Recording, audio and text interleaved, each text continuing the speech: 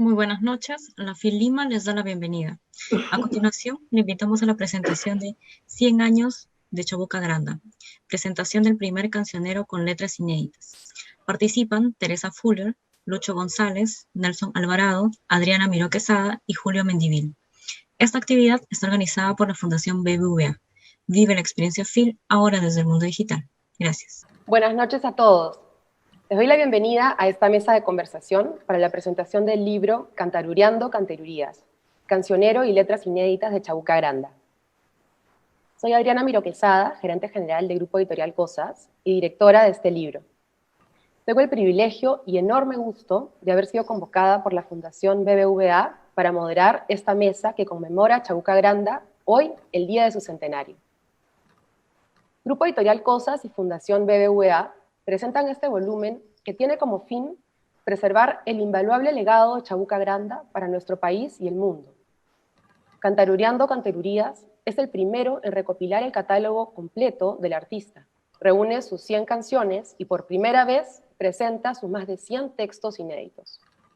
Gracias a este trabajo recopilatorio y al descubrimiento de esta faceta literaria, el ya vasto mundo de Chabuca se ha hecho un poco más grande. Como artista y como persona, Chabuca Granda es un personaje que eleva nuestra identidad.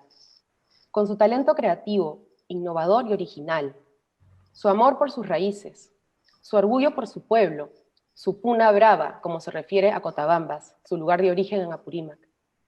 Con todo esto pudo plasmar una imagen completamente nueva y a la vez universal de nuestro país. En palabras de Renato Raúl Romero, quien colabora en este volumen, la extraordinaria compositora peruana se caracterizaba no solo por sus arrobadoras melodías, sino también por las letras de sus canciones, que además de ser muy expresivas, eran complejas, extensas, llenas de metáforas y palabras que enriquecían el lenguaje cotidiano y le daban un nuevo matiz a nuestra memoria colectiva. Pero es la obra inédita la gran sorpresa de este volumen, la que revela una faceta más incierta y ambivalente del artista. Se trata de 100 textos para los cuales Chabuca no llegó a escribir música. De la gran mayoría se infiere claramente que fueron pensados para ser canciones. De hecho, en algunos de estos textos se indica el género musical para el que fueron redactados. Así, estos escritos son una especie de semilla de canción, que gracias a su calidad literaria pueden apreciarse incluso sin el elemento musical para el que, en teoría, fueron creados. Aunque en vida Chabuca misma nunca aceptó ser llamada poeta, sino en sus palabras una buena letrista, son muchos quienes la valoran de esta manera. Hoy estos textos inéditos, tan delicados y precisos en su lenguaje, como expresivos y profundos en su mensaje, nos hacen difícil no verla como tal. En las contundentes palabras de Susana Baca, quien también colabora en este volumen, esta mujer de muchas vertientes no dejó que nada pasara. Nada pasó por sus ojos que no fuera mirado. Nada anidó en su corazón que no fuera lo auténtico de sus sentimientos. Ella se nutre de las historias que quiere contar y en su camino llega a ser una poeta. Para hablar de esto y más, estamos acá hoy con 3 invitados muy especiales, quienes a su vez colaboran en el libro Cantarureando Canterurías. Doy la bienvenida a Teresa Fuller Granda, hija de Chabuca, responsable de la enorme labor de preservar el legado de su madre. Ella estuvo a cargo del trabajo del archivo para el libro. Muchas gracias, Adriana. Estoy feliz de estar con ustedes esta noche, acompañándolos, porque la labor que ustedes han hecho y sobre todo el apoyo del BBVA es una maravilla. A Lucho González, al señor Mendívil, sobre todo a Ariana, que ha sido realmente trabajadora como hormiguita, ha tenido la paciencia de soportarme, pero ahí vamos, ya salió el libro por fin. Como se decía antes, parió Paula. Estamos también con Julio Mendívil, doctor en musicología y profesor en la Universidad de Viena. Él colabora en nuestra edición y podrá contarnos sobre el aporte del artista desde un ángulo más académico. Mi especial agradecimiento, Julio, ya que estás conectado ahorita desde Viena, donde son ahorita las 3 de la mañana, o sea que es todo un homenaje a Chabuca Granda. Muchas gracias también de mi parte. Es un honor, un orgullo poder compartir con la señora Fuller, con Lucho González, a quien admiro mucho, contigo, con Nelson, con todos los miembros de la mesa. Y estaré encantado de comentar sobre la obra de esta gran artista, que vale la pena amanecerse por ser parte de esto. Gracias, Julio. Y por último tenemos el gran gusto de que hoy nos acompañe desde Argentina don Lucho González, legendario guitarrista peruano-argentino y músico clave en el desarrollo de la obra de Chabuca Granda. Un aliado del artista que compartió más de una década a su lado, creando y recorriendo el mundo, y cuya experiencia comparte con nosotros en este volumen. Gracias, Lucho, y bienvenido desde Argentina. Buenas noches, los saludo desde Buenos Aires y manifiesto, como mis compañeros en este caso, el beneplácito de poder estar con ustedes y referirnos a quien fue, es y será una grande, no solamente en nuestro Perú, sino en todos los lugares donde pudo llegar su música y su presencia. He sido testigo de tantas cosas maravillosas que, bueno, gracias a Dios todavía tengo una buena memoria para recordar sus enseñanzas, sus características, sus maravillas, sus genialidades, y para mí es alguien de las pocas personas que llevo puesta. Y esta es una frase dicha por un poeta que fue muy amiga de ella, Horacio Ferrer. Qué cosa más linda que decir que tú llevas puesto a alguien, y eso es lo que me pasa con la señora Chabuca. Muchísimas gracias, Lucho. Ahora nos contarás un poco más. Agradezco por todo esto a Fundación BBVA, institución de importante aporte a la educación, lectura, literatura, y que una vez más se une al grupo editorial Cosas para contribuir en la difusión de estos tesoros culturales. Agradezco en particular a Nelson Alvarado, y te doy la palabra, Nelson, director de la Fundación BBVA. Muchas gracias y muy buenas noches, Adriana. Un saludo cordial a Teresa Fuller, a Julio Mendívil, que nos acompaña desde Viena, a Lucho González, que nos acompaña desde Buenos Aires, y por supuesto un cálido saludo a todas las personas que nos acompañan en esta mesa virtual dedicada a Chabuca Granda, una mujer adelantada a su época que ha sabido ganarse un lugar como referente cultural de nuestro país. Al conmemorarse el centenario de Chabuca Granda, la Fundación BBVA adoptó con mucho entusiasmo este proyecto del grupo editorial Cosas, al tratarse de la compilación más completa de su obra divulgada, así como de aquella que se mantenía inédita, ¿no? Hoy conoceremos detalles, seguro, en la conversación de Lucho, de Teresa, de Julio, de las páginas de un volumen que recoge desde los valses, villancicos, misas criollas, hasta las composiciones líricas de Chabuca. Será posible conocer además el paciente trabajo de recopilación efectuado por Teresa Fuller Granda, quien ha brindado el acceso al archivo familiar para dar a conocer las letras inéditas de su madre, un vasto material que permite acercarse al artista y a la mujer de su tiempo. En los últimos años, la Fundación BBVA ha centrado sus esfuerzos en promover la cultura y la educación, y en ese camino es importante reconocer a las personas que son referentes de la cultura de nuestra historia. El caso de Chabuca no podía ser la excepción. Como institución, nuestra intención es contribuir al acceso inclusivo a la cultura y la educación, difundiendo, patrocinando y desarrollando programas culturales y educativos, tanto en Lima como en el interior del país. Además, desde el año 2016 tenemos una estrecha relación con la Cámara Peruana del Libro, como orgullosos patrocinadores de la Feria Internacional del Libro de Lima, que nos permite esta noche estar con ustedes a través de esta novedosa plataforma digital que, debido a las circunstancias, han habilitado para la edición número 25 de este año. A las personas que nos están viendo, solamente les deseo que disfruten mucho la mesa de Chabuca en su centenario, y los dejo con Teresa, con Julio, con Lucho, y muchas gracias por estar aquí. Adelante, Adriana. Gracias, Nelson. Tengo que despedirme porque comienza el homenaje a mi mami ahorita en el Parque de las Aguas. Estamos en vivo. Perfecto.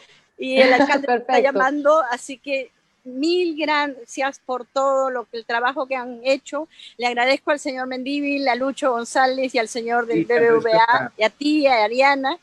Y bueno, ya nos veremos próximamente. Yeah. Perfecto, muchísimas gracias. Un beso grande, muchísimas gracias. Gracias.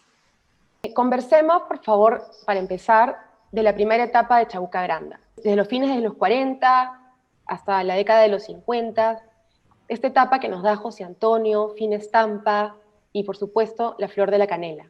Julio, me has comentado que el rasgo principal que tú valoras en la obra de Chabuca Granda es su constante innovación. Para ti, ¿cómo se percibe este espíritu de innovación en esta etapa temprana de Chabuca Granda? Bueno, a mí me gustaría un poco contextualizar también en qué momento de la historia del país sale Chabuca Granda, ¿no? Dentro del ambiente musical. Estamos hablando de una etapa hacia mediados de la mitad del siglo XX, cuando efectivamente la ciudad de Lima sufre una serie de transformaciones, un gran movimiento migratorio desde la sierra hacia la capital del país, y esto va a generar algo que no solamente es característico de Chabuca Granda, sino de una generación de compositores criollos que van a mirar el pasado limeño, van a cantar una Lima que se está transformando y que se está yendo, ¿no? Entonces, en este ambiente hay varios compositores que comienzan a componer a una Lima del pasado, a una Lima virreinal, pero hay un elemento en Chabuca Granda que destaca y que se diferencia de los otros, y creo que es sobre todo en la calidad verbal, la destreza verbal que ella muestra como letrista, y a su vez en los giros melódicos que van incluyendo dentro de sus canciones,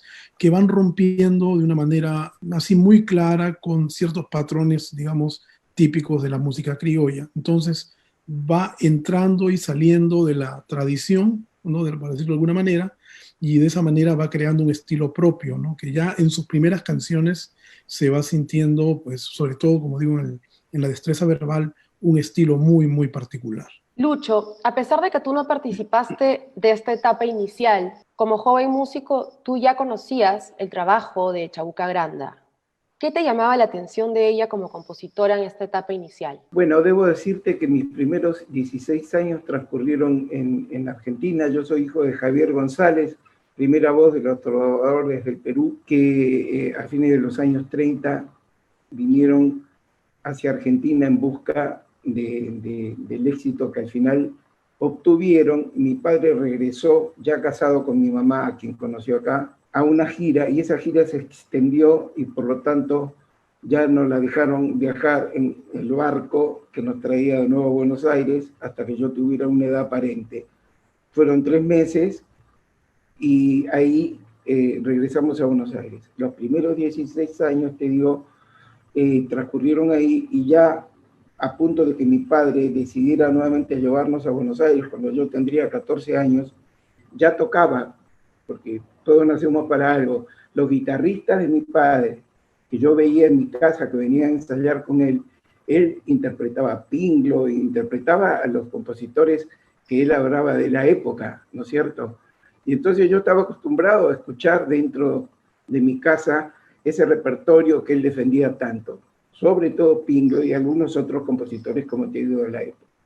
Teniendo unos 14, 15 años, apareció de golpe esta señora a través de la Flor de la Canela, pero más que la Flor de la Canela, Fina Estampa llegó a algunos grupos argentinos, y había un grupo, un cuarteto vocal que se dedicaba al jazz, que era un grupo llamado Los Maquimax. Tenían una versión de Fina Estampa que a veces la cantaban por televisión en esos programas musicales que había en esa época, y ya Fina Estampa me había llamado la atención porque, como acaba de decir Julio, es natural para alguien que es músico, naturalmente, darse cuenta que los giros armónicos, las posibilidades que existían. Además, yo ya estaba imbuido de la música brasilera.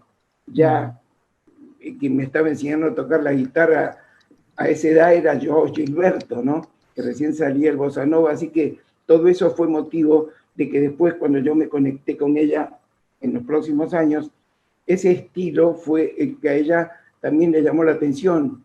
¿Por qué? Porque seguramente, como en tantas cosas, estaba adelantada en su pensamiento, en su concepto musical, como para poder admitir nuevas formas que enriquecieran lo que también, como dijo Julio, que enriqueciera, pero no hacerlo ella con esa intención, sino que le saliera naturalmente salir de los cánones propios de la música auténticamente, por llamarla así, equivocadamente, ¿no? Criolla, ¿me entiendes? Entonces, ella estaba imbuida de esa peruanidad, pero tenía una mentalidad musical y poética bastante más universal. Entonces, Correcto. sí, perdón, no sé si eso contesta tu pregunta, porque ahí fue donde yo empecé a conocerla. Y después, por supuesto, cuando fui al Perú, ya es otra historia hasta Claro. poder estar con ella, ¿no?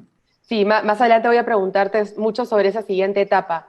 Ya. Pero antes de terminar esta primera etapa, me gustaría saber de ambos, Julio y luego Lucho, en esta etapa inicial, Chabuca ha descrito muchas veces que sus canciones eran como cartas. Ella le cantaba a lugares, animales y sobre todo a personajes. Julio, ¿qué personajes son los que más rescatas de esta etapa inicial? ¿Cuáles son los que para ti son los más elocuentes del estilo de Chabuca? Bueno, hay una clara línea en los personajes que describe Chabuca Granda, y yo diría que hay dos tipos, ¿no? Uno, cuando se refiere a gente de su entorno social, ¿no? Es el caso del señor Manuel, ¿no? En el caso del vals José Antonio, lo que se está describiendo a una clase adinerada de Lima.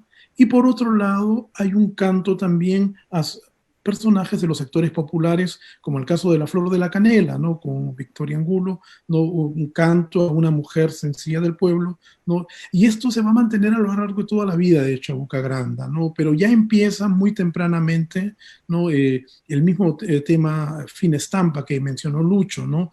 Es un vals que describe, ¿no? una personalidad, ¿no? Determinada, y vamos a ver siempre ese contraste entre, digamos, los sectores más elitistas de la sociedad peruana y a la vez también una romantización, si se quiere, de sectores populares. Correcto. Lucho, ¿tú tienes alguna memoria, algún personaje particular que te haya llamado la atención de este periodo?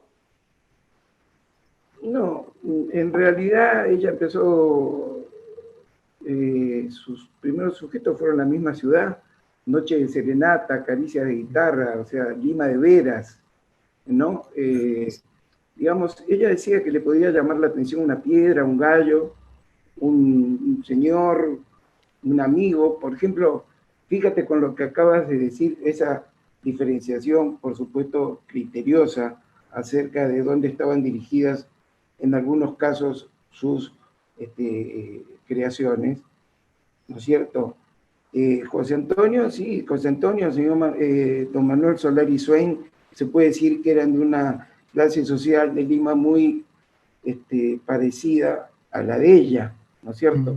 Pero yo no creo que eso haya tenido incidencia, porque de ellos se autotitulaba amiga. De José Antonio Lavalle decía, don José Antonio Lavalle fue un viejo amigo de mi padre y un muy joven amigo mío, ¿ok? Así lo definía. Entonces, no era la cuestión de cuánta plata tenía o en qué posición social estaba.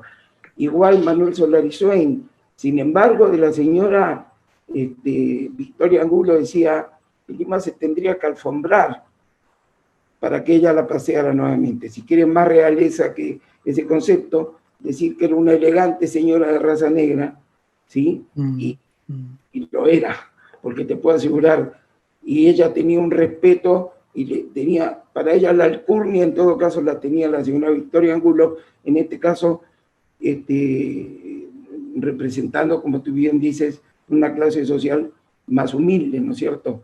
Pero en el concepto de la señora Chabuca esas cosas no tenían mucho que ver, ¿no? Tenía mucho que ver la forma de pensar, la forma de actuar, y distinguía mucho eso ella.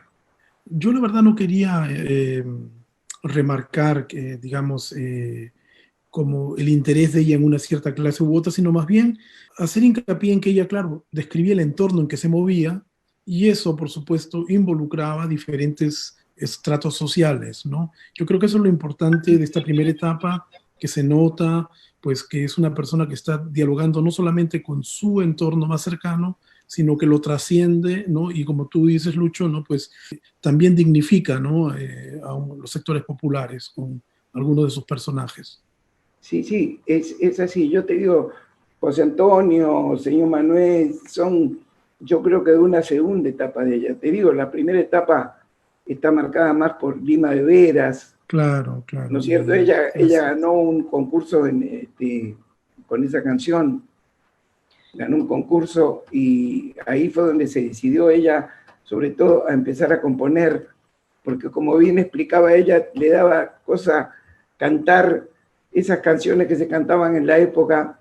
Ven que necesito verte, ay, desesperadamente. Le daba no sé qué, y eso dice que la animó a empezar a componer. Y, cosas con más profundidad, ¿no? Claro. Sí, y la diversidad de su temática. Pasemos a hablar entonces justamente de esa siguiente etapa, la que está mencionando, donde ella ya trasciende hacia otros temas. Yo quería hablar de la etapa de los 60, donde ya entras tú particularmente a ser parte de su composición. La etapa donde tenemos La herida oscura, La grama, María Sueños, y donde canta mucho también con un contenido más político. A Violeta Parra, Javier Heró. Ella de esta etapa menciona: abandoné el canto a los balcones para compartir los sueños de la gente. Entonces, con esa frase quisiera entrar a comentar un poco esta etapa. Lucho, tú fuiste artífice directo de esta etapa. ¿Cuál es la inspiración, la energía detrás de esta etapa tan intensa? En esa época yo estuve en el momento y en el lugar exacto, al lado de ella. Porque mi forma de armonizar y todo lo que ya estábamos acostumbrados, los dos, yo a ella y ella a mi forma que ella la consideraba nueva, parece ser que le dio un tipo de posibilidades que ya tenía guardada ella, de eso estoy seguro, porque empezó a componer ya con otro tipo de exigencia. Por ejemplo, está bien imbuida, por supuesto, por la personalidad de Javier Heró a través de los relatos de César Calvo, quien fue muy amigo de Javier y fue muy amigo de la señora Chabuca también, y él la introdujo en esa situación de esa época, de la que Javier era uno de los representantes más vistos, en el sentido que su capacidad poética y todo había trascendido aún a su corta edad, todo su entorno. Entonces, la señora Chabuca se engulló de ese personaje, de las características de su muerte, de sus sueños, todo relatado por César, y entonces empezó a pensar cómo dar a conocer este personaje y empezó a componer cosas como, por ejemplo, La camisa o El fusil del poeta es una rosa. Entonces me sentaba a su costado y empezaba a cantar melodías con algunas partes de las letras, buscando que yo encontrara la armonía que ella seguramente tenía en la cabeza. O sea, no me pedía que creara yo, me pedía que interpretara su creación, su melodía. La melodía es el DNI de una canción y la armonía es el edificio que la sostiene, ¿sí? Y el ritmo la identifica. Entonces, llegaba un momento en que ya tenía todo plasmado, ¿sí? Y ahí es donde, cuando ya tenía la melodía, la armonía segura, porque yo la tenía escrita en cifrado, y entonces ahí es donde ella empezaba a pulir las canciones.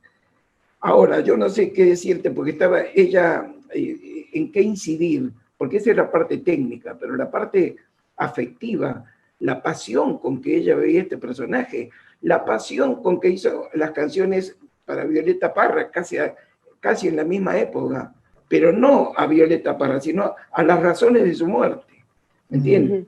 Todo ese tipo de situaciones fue una experiencia increíble que ella seguramente, al tenerme a mí en ese momento con mis características de músico, fue por ese lado, porque era con quien estaba trabajando. Como en la época de Avilés, ese disco, por ejemplo, Dialogando, que es una joya, ¿me entiendes? Es otro el estilo de ella. Y después con Alvarito y también con Félix Casaverde, ya se introduce más en lo negro. O sea, era una persona que podía tomar como aplicación a cualquiera que la entendiera y en base a eso desarrollar lo que ya tenía en la cabeza. He leído a ella decir, a ella no la acompañaban los músicos, sino que ella tocaba con los músicos, hacían música juntos. Así me presentaba a mí. Yo tenía 22 años, imagínate, me sonrojaba con las cosas que decía. Este joven tiene luz propia. Don Luis me decía. Mis amigos, Don Luis también me decían. Don Luis González, yo no canto acompañada por, yo hago música con. Porque decía que eso de acompañar, se podía acompañar a un ciego a cruzar la calle, decía. Pero esto no es acompañar. Un concepto que me quedó para siempre. No es peyorativo decir, porque entre nuestra jerga musical decimos, cántate algo que yo te acompaño. Pero no, ella decía que no la acompañaba, sino que hacía música con ese tipo de respetos, ese tipo de actitudes. Eran las que lo distinguían de la gente de su época. El tiempo es muy corto en este espacio y faltarían horas para poder hablar del carácter de Chabuca, ¿no? Como persona, su generosidad. Tú me has comentado, Lucho, tanto esto y lo comentas en el libro, su generosidad con los músicos, de reconocerlos, su generosidad con los jóvenes y también su sensibilidad, ¿no? Su sensibilidad por su país, tanto lo bueno, lo bello, como lo difícil, lo doloroso de su país. Pero yo quisiera hacer hincapié en un tema en particular. Sí. Julio, contigo quisiera comentar este punto, que me parece que hoy es más relevante, digamos, por lo que estamos viviendo en la actualidad con el tema de la mujer. Chabuca fue una mujer de avanzada, desde donde la vea, desde la humano, del lado como compositora, como artista. Pero lo interesante es que ella no pidió permiso ni ayuda a nadie para hacerlo. Ella no exigió un lugar en las radios o en los festivales por ser mujer, ¿no? Ella no necesitó una paridad para convertirse en el ícono que es hoy ella. Ella simplemente se impuso, ¿no? Con su talento y con su carácter, con sus ideas, en un ambiente, una profesión dominada por los hombres. Entonces, Julio, tú me has comentado que tú estás estudiando el tema de las mujeres de esta época, las mujeres creadoras en Latinoamérica. Cuéntanos un poco cómo crees que Chabuca aporta en este desarrollo para las mujeres de la época. Sí, mira, es un tema bastante interesante porque tenemos la idea del feminismo que nos ha llegado desde Estados Unidos y desde Europa, y por supuesto esto es una lectura de la lucha de la mujer, pero las mujeres siempre han luchado por sus derechos, más aún en un país como el Perú, donde hay tantas desigualdades, ¿no?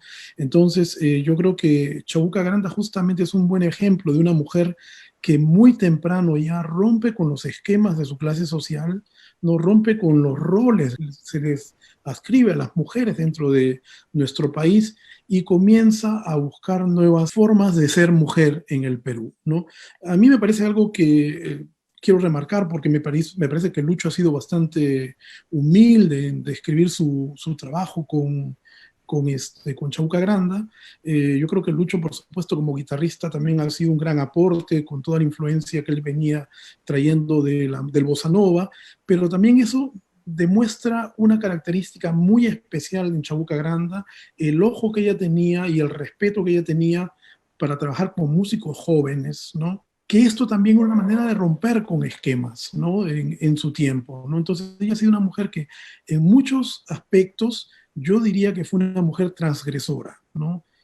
Iba más allá de lo que era, digamos, socialmente aceptado, ¿no? Como el rol de la mujer, ¿no? Y además lo hacía sin estos aspavientos de decir, no, estoy haciendo algo que es muy especial ni nada, sino simplemente era ella, ¿no? Y me parece que eso es un gran ejemplo, ¿no? De lucha por espacios dentro de un ambiente que es hostil muchas veces a las mujeres. Me parece que eso es una cosa que también se debe honorar, ¿no? Perfecto, sí, tenemos 5 minutos más y en esa línea, Lucho, yo quería invitarte, bueno, primero a dar tu comentario del tema, pero luego a darnos la sorpresa de la noche, que es que nos vas a leer uno de los textos inéditos de Chabuca Granda, que justo tiene que ver con este tema, ¿de qué voy a liberarme?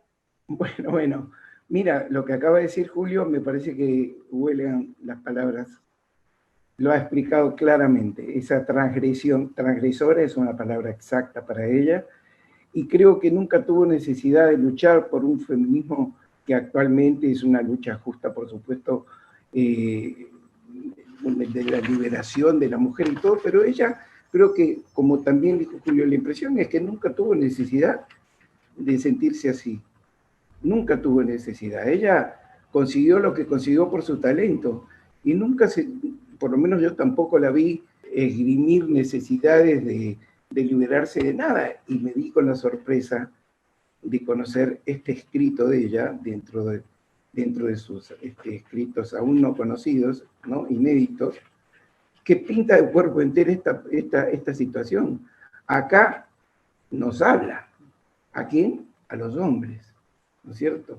Puede ser que a un hombre en especial en este caso, pero miren cómo engloba esta situación y cómo ella da una opinión que es prácticamente lapidaria.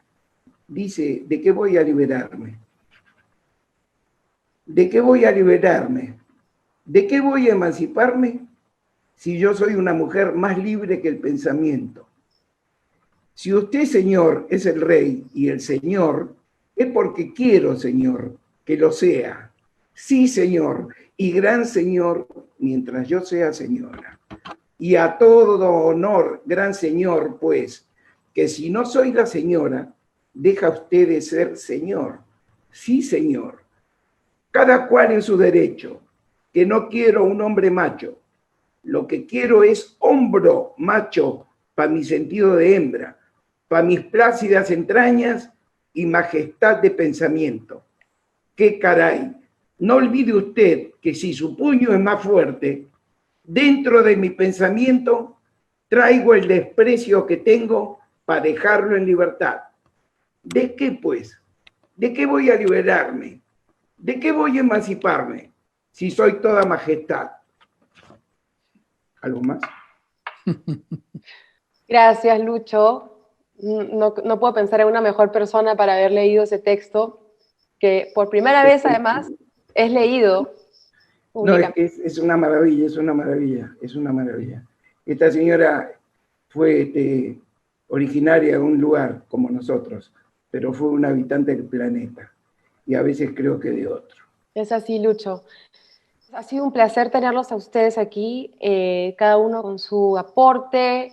Nelson, gracias por darnos esa oportunidad para poder compartir todo esto. Y solamente me queda invitarlos a que conozcan nuestro libro, Cantarureando Cantarurías, el cancionero y letras inéditas de Chabuca Granda. Estará pronto a la venta en las principales librerías de Lima y también en nuestra página cosas-suscripciones.com.pe. ¿Va a llegar a Buenos Aires? Te lo enviaremos Muy express. bien. Muchas gracias, Adrianita. Me uno al pedido, ¿no?